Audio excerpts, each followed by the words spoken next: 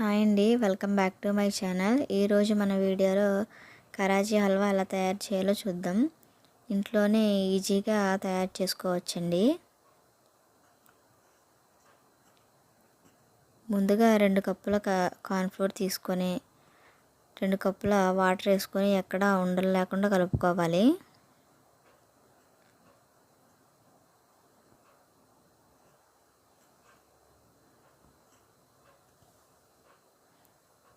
పిండి ఎక్కడా గడ్డలుగా లేకుండా మొత్తం అంతా కలుపుకోవాలండి. ఈ విధంగా ఇందులోకి తీపి కోసం కప్పుకి కప్పున్నర పంచదార వేసుకోవాలి. 2 కప్పులు నీళ్ళు పోసుకొని పంచదారని కరగనివ్వాలండి. దీనికి పాకమేం అవసరం లేదండి, పంచదార కరిగితే సరిపోతుంది.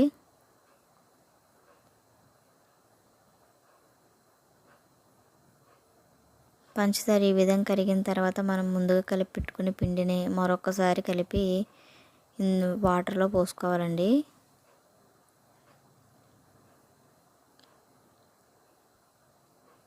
పోస్తూ కలుపుతూ ఉండాలండి, లేదంటే గడ్డలుగా కడుతుంది.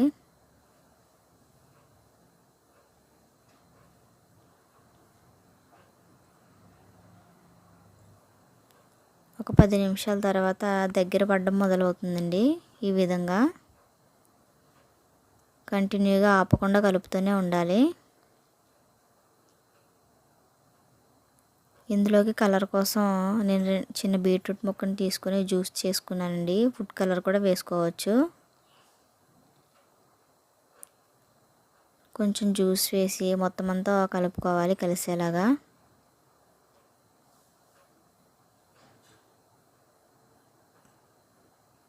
ఈ విధంగా మొత్తం అంతా కలుపుకొని మిగిలిన జ్యూస్ కూడా వేసుకొని మొత్తం కలుపుకోవాలి.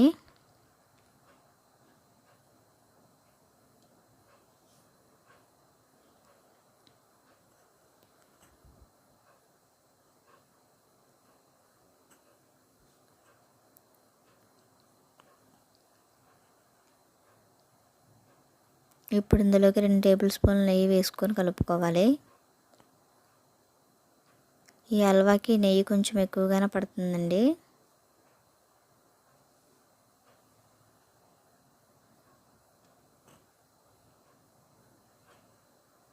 ఈ హల్వా రెడీ అవ్వడానికి సుమారు 30 నుంచి 40 నిమిషాలు పడుతుందండి.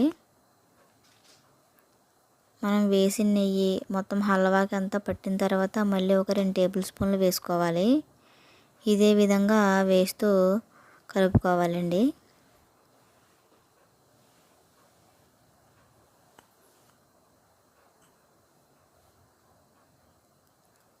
కొంచెం ఇలాచీ పౌడర్ కూడా వేసి కలుపుకోవాలి.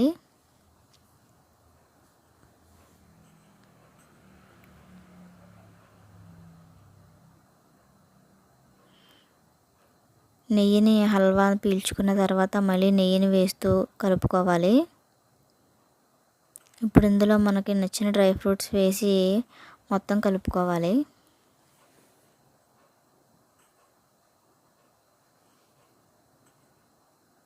ఏ డ్రై ఫ్రూట్స్ అయినా వేసుకోవచ్చండి.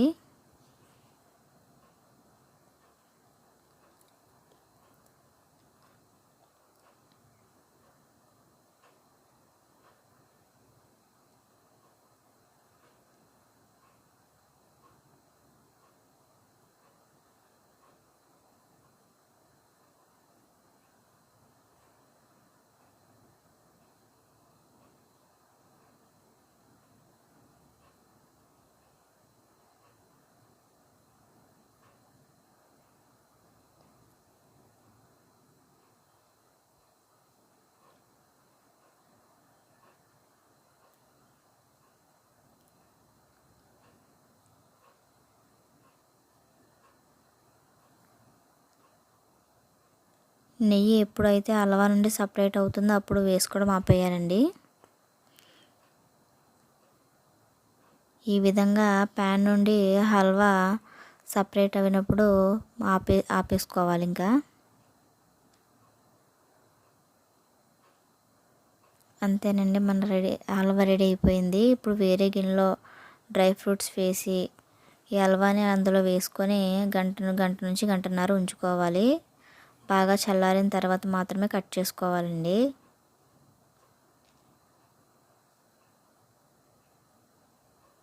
హల్వాని వేసి బాగా ప్రెస్ చేయాలండి. అంతా స్ప్రెడ్ అయ్యేలా ఒకసారి గరిటెతో కలుపుకోవాలి.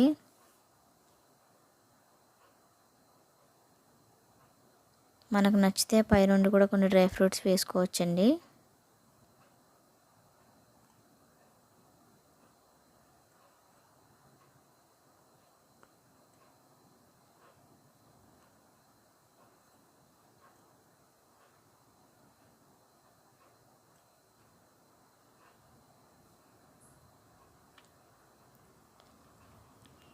గంట తర్వాత మనకు నచ్చిన షేప్లో కట్ చేసుకోవాలి.